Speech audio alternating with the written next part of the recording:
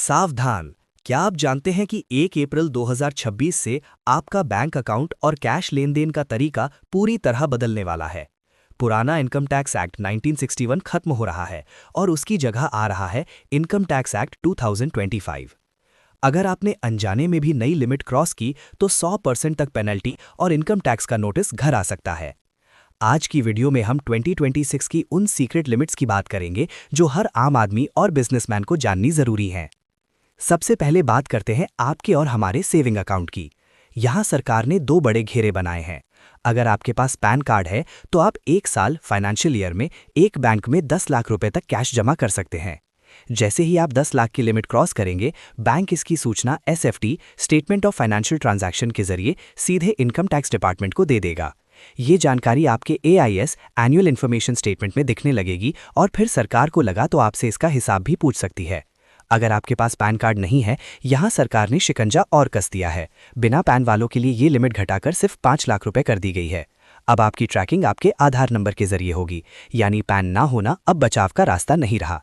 इसलिए आज ही अपना पैन कार्ड बनवाएं और अपने सेविंग बैंक अकाउंट की कैश डिपॉजिट लिमिट को 10 लाख तक करें। अब बात करते हैं व्यापारियों और करंट अकाउंट होल्डर्स की। आपके लिए कैश डिपॉजिट और विड्रॉल निकासी दोनों की लिमिट 50 लाख रुपए तय की गई है। याद रखें, 50 लाख से ऊपर का एक भी रुपया आपके बैंक द्वारा रिपोर्ट कर दिया जाएगा। इसका मतलब ये नहीं है कि आप इससे ज्यादा जमा नहीं कर सकते, लेकिन आपके पास उस पैसे का सोर्स, इनकम सोर्स और सही ITR होना अनिवार्य है, वरना नोटिस आना तय है। कैश निकालने पर लगने वाला TDS का झटका सिर्फ जमा करना ही नहीं, पैसे निकालने पर भी सरकार की नजर है। यहाँ ITR फाइलिंग बहुत मायने रखती है। अगर आप ITR नहीं भरते तो 20 लाख से 1 करोड़ रुपए के कैश विड्रॉल पर 2% TDS कटेगा, और अगर विड्रॉल 1 करोड़ से ऊपर गया तो सीधा 5% TDS कटेगा। अगर आप रेगुलर ITR भरते हैं तो आपको बड़ी राहत है, आपके लिए 1 करोड़ तक कोई TDS नहीं है, उसके ऊपर ही 2% TDS लगेगा। अगर आपका प्रॉपर्टी खरीदने का प्लान है, 1 अप्रैल 2026 से रजिस्ट्रार अब 45 लाख से ऊपर की रजिस्ट्री की जानकारी सीधे टैक्स डिपार्टमेंट को देगा। पहले ये 30 लाख रुपए थी। लेकिन सबसे जरूरी बात, प्रॉपर्टी के लेन देन में 20,000 से ज्यादा का कैश लेना या देना सख्त मना है। यानी आप बयाना या टोकन मनी 20,000 रुपए से ज्यादा ना ही ले सकते हैं और ना ही 20,000 रुपए से ज्यादा बयाना कैश में वापस किया जा सकता है। अगर आपने 50 लाख की प्रॉपर्टी में 5 लाख कैश दिया तो पूरे 5 लाख की पेनल्टी लग सकती है। क्रेडिट कार्ड यूजर्स ध्यान दें, अगर आप साल में 1 लाख से ज्यादा का बिल कैश में भरते हैं या कुल 10 लाख से ज्यादा का ट्रांजैक्शन करते हैं तो आप इनकम टैक्स की रडार पर आ जाएंगे। रही बात UPI की, तो वैसे तो इसकी कोई फिक्स रिपोर्टिंग लिमिट नहीं है, लेकिन अगर आप बिजनेस कर रहे हैं और भारी मात्रा में UPI पेमेंट ले रहे हैं तो उसे आपका बिजनेस टर्नओवर मानकर टैक्स लगाया जा सकता है।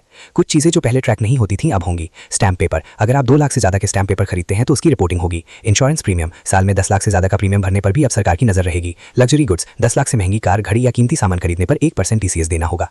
तो नोटिस से कैसे बचें? सबसे पहले अपने सभी बैंक अकाउंट्स को ITR में डिस्क्लोज करें। 2 लाख से ज्यादा की सेल किसी एक व्यक्ति से एक दिन में कैश में ना करें, और सबसे जरूरी, अपनी ITR इनकम टैक्स रिटर्न समय पर और सही तरीके से भरें ताकि आप अपनी इनकम को जस्टिफाई कर सके। 1 अप्रैल 2026 दूर नहीं है, इसलिए अभी से अपने ट्रांजैक्शन प्लान करना शुरू करें। अगर आपको ये जानकारी उपयोगी लगी तो वीडियो को शेयर करें और ऐसे ही टैक्स अपडेट्स के लिए फाइनेंस को ऑनलाइन चैनल को सब्सक्राइब करना ना भूलें। जय हिंद।